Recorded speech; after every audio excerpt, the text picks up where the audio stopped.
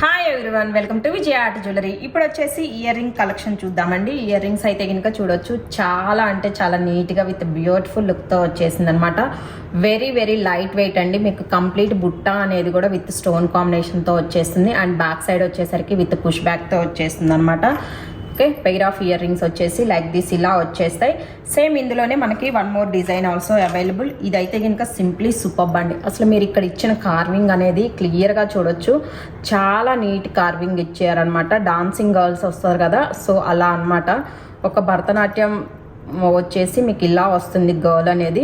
And పైన వచ్చేసి మీకు మంచిగా విత్ గ్రీన్ స్టోన్తో హైలైట్ చేస్తున్నారు, చాలా నీట్గా వచ్చేసింది.